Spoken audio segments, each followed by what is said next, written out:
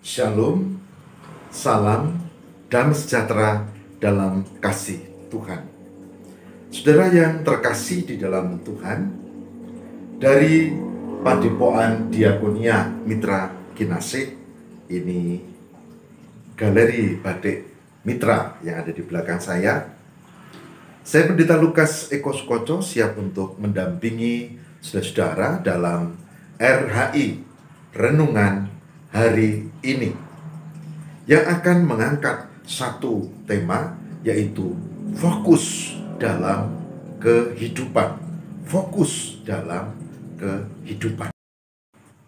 Saudaraku yang terkasih di dalam Tuhan, ada sahabat saya punya dua anak, sama-sama perempuan.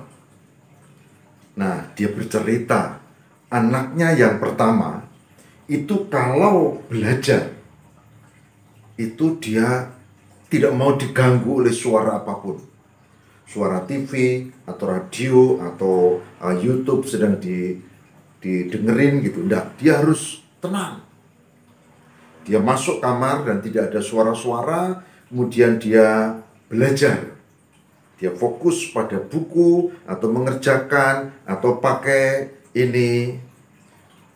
internet yang harus dikirim dan seterusnya. Fokus. Sementara anak satunya tidak bisa di kamar yang sama, meskipun kamarnya besar dan sama-sama perempuan. Kenapa? Yang cuma selisih 2 tahun ini adiknya beda. Adiknya itu kalau belajar dia fokus juga, tapi dia dengerin musik pelan.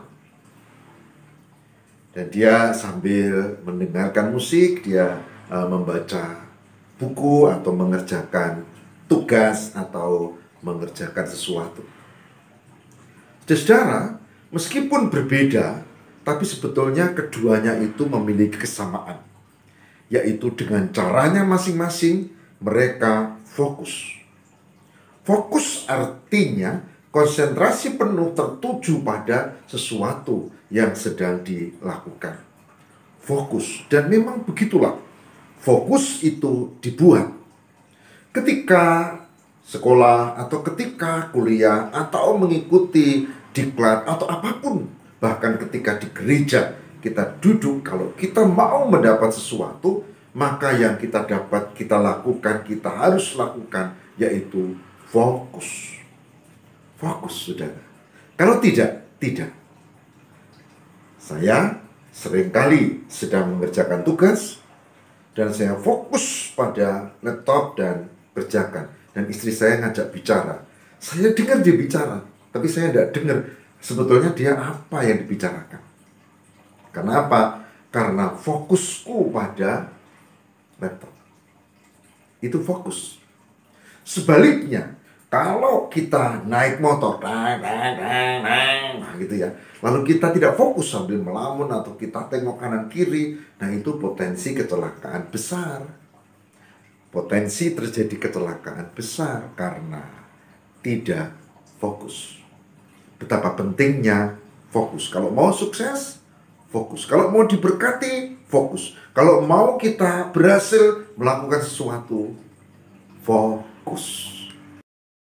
Saudaraku yang terkasih di dalam Tuhan, Rasul Paulus mengungkapkan pada 1 Korintus 9. 1 Korintus 9 dikatakan bahwa hidup ini seperti sebuah pertandingan. 1 Korintus 9 ayat 25 sampai dengan 27. Saya akan mulai baca ayat 24 ya, karena ini ada kaitannya, supaya lebih jelas. 1 Korintus 9 ayat 24 sampai 27. Yang demikian sabdanya. Tidak tahukah kamu bahwa dalam gelanggang pertandingan semua peserta turut berlari, tetapi bahwa hanya ada satu orang saja yang mendapat hadiah. Karena itu, larilah begitu rupa sehingga kamu memperolehnya. Tiap-tiap orang yang turut mengambil bagian dalam pertandingan menguasai dirinya dalam segala hal. Mereka berbuat demikian untuk memperoleh suatu mahkota yang fana, tapi kita untuk memperoleh suatu mahkota yang abadi. Sebab itu, aku tidak berlari tanpa tujuan, dan aku bukan petinju yang sembarangan saja memukul. Tetapi aku melatih tubuhku dan menguasai seluruhnya, supaya sesudah memberitakan Injil kepada orang lain, jangan aku sendiri ditolak. Demikian 1 Korintus 9 ayat 24 sampai dengan 27. Menarik sekali.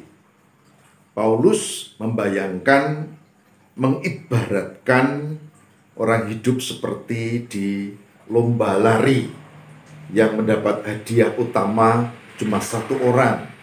Dan kalau mau dapat itu, maka harus fokus, menguasai diri, konsentrasi, dan menuju titik kemenangan.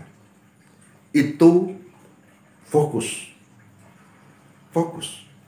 Banyak orang yang belajar, mahasiswa kuliah, nggak rampung-rampung, nggak fokus. Dia mau datang ke kampus itu untuk apa?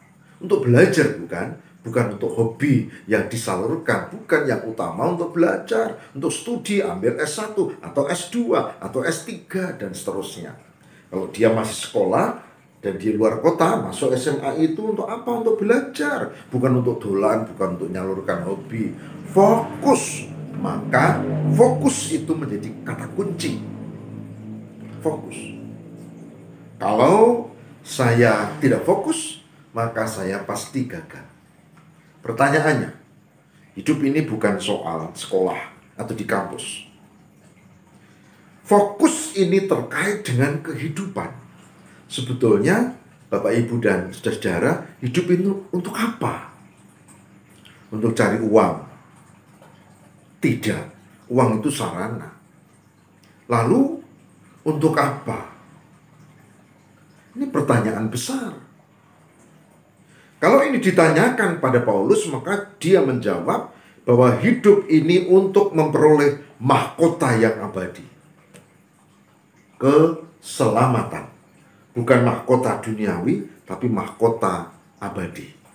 Artinya ya hidup di dunia ini terbatas, tapi nanti setelah hidup di dunia ini ada kehidupan abadi. Dan pertanyaannya, apakah kita bisa menerima kasih Tuhan di dalam kehidupan yang abadi itu? Maka Paulus mengajak fokus. Caranya kuasai diri. Apa itu? Pikiran dikuasai, mikirkan yang baik-baik. Tangan-tangan dikuasai, lakukan yang benar. Kaki dikuasai, mengarah di jalan yang baik. Mata, mulut dikuasai semua. Kalau itu dikuasai semua, kata Paulus, mahkota kehidupan pasti didapat. Karena apa? Karena mahkota kehidupan itu mengisyaratkan orang fokus di dalam hidup, di dalam kasih dan penyertaan Tuhan. Jika tidak mungkin itu terjadi. Saudaraku, untuk kepentingan melatih diri selalu fokus, maka pada bagian lain Paulus mengajarkan tekniknya, yaitu Filipi pasal 3 ayat 13 dan 14. Filipi pasal 3 ayat 13 dan 14. Dikatakan demikian. Saudara-saudara, aku sendiri tidak menganggap bahwa aku telah menangkapnya. Tetapi ini yang kulakukan. Aku melupakan apa yang ada di belakangku dan mengarahkan diri pada apa yang di hadapanku dan berlari-lari kepada tujuan untuk memperoleh hadiah, yaitu panggilan surgawi dari Allah dalam Kristus Yesus. Saya akan baca sekali lagi 13-14 Filipi 3. Saudara-saudara, aku sendiri tidak menganggap bahwa aku telah menangkapnya, tapi ini yang kulakukan. Aku melupakan apa yang ada di belakangku dan mengarahkan diri kepada apa yang di hadapanku dan berlari-lari kepada tujuan untuk memperoleh hadiah, yaitu panggilan surgawi dari Allah dalam Kristus Yesus. Ini yang teknis, yaitu ungkapan Filipi 3 ayat 13 dan 14. Apa yang menarik dari ungkapan Paulus yang barusan kita baca tadi? Yang menarik adalah yang disebut fokus itu sesuatu yang hendak dituju. Itu fokus. Dan konsekuensi dari fokus adalah melupakan yang di belakang. Orang yang selalu menoleh ke belakang, dia akan dikuasai oleh masa lalu dan dia tidak bisa memasuki masa depan dengan baik. Oleh sebab itu, Paulus katakan, aku melupakan apa yang ada di belakangku dan mengarahkan diri pada apa yang di hadapanku. Fokus pada tujuan, melupakan masa lalu, mungkin bisa diambil hikmahnya, tapi dalam rangka menuju ke depan. Saudara, ini yang harus dilakukan. Sekarang fokus pada hidup kita masing-masing. Kita mungkin berkeluarga, sudah berkeluarga, mungkin belum, mungkin dikaruniai anak, mungkin belum atau tidak, saya tidak tahu. Tapi apapun kondisi hidupmu, saudara-saudara, fokus memelihara hidup dan meyakini bahwa dalam hidup ini Tuhan punya rencananya dalam hidup kita. Saya merasakan itu. Kami, saya dan istri, juga anak-anak yang sudah berumah tangga semua. Saya merasakan itu. Aku ada karena ada yang mengadakan. Aku diadakan karena aku punya tugas. Dan tugasku adalah bagaimana aku hidup berkenan di hadapan Allah. Karena itu, fokus di dalam Tuhan, menguasai diri, maka saya coba bersama keluarga untuk atur itu. Saya melayani, saya bikin pekerjaan rutin, saya lakukan tanggung jawab sosial, tapi saya tidak melupakan keluarga. Kami atur, kadang-kadang pergi bareng, bersantai bareng pada keluarga. Karena apa? Tidak mungkin melupakan yang satu, mengingat yang lain, melupakan yang satu, tidak. Karena apa? Karena itu bagian dari fokus.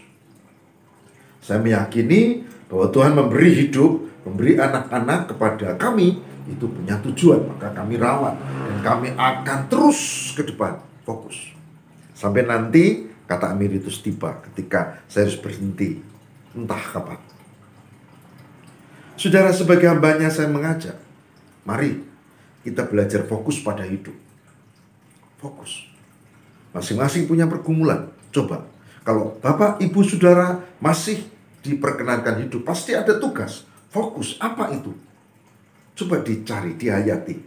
Dan itu bukan sekedar uang, tapi sesuatu yang lebih dari itu, yaitu kehendak Allah di dalam kehidupan ini. Selamat untuk merenungkan fokus hidupmu masing-masing.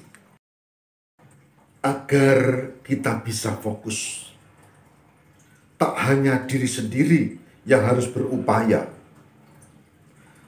tapi juga Tuhan, karena kemampuan kita terbatas. Oleh sebab itu, kalau mau fokus dalam hidup, terarah pada tujuan, yaitu tugas kita masing-masing di dalam Tuhan, maka selain melatih diri, maka yang tidak boleh dilupakan adalah memohon tuntunan Tuhan, mengundang Roh Kudus hadir, dan mempercayakan hidup kepada pimpinan Tuhan.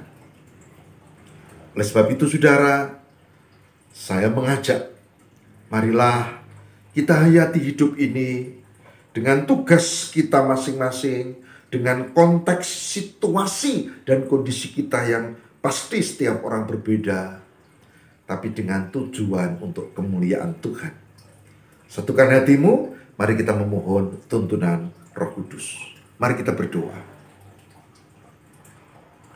Semoga Tuhan memberkati kami mampu menemukan tujuan hidup dan kami fokus untuk itu. Sehingga hidup kami bukan untuk diri sendiri saja. Hidup kami adalah untuk kemuliaan Tuhan dengan tugas-tugas yang Tuhan embankan kepada kami. Tolonglah kami ya Tuhan, bersama keluarga, bersama komunitas, kami fokus untuk hidup bagi kemuliaan Tuhan. Kami serahkan di dalam penyertaan-Mu ya Tuhan. Dan kami percaya Tuhanlah sumber kekuatan kami. Roh Kudus, tuntunlah kami untuk bisa fokus dalam kehidupan, dan kami meyakini kasih penyertaan-Mu. Inilah doa kami demi Kristus pengantara kami. Haleluya. Amin.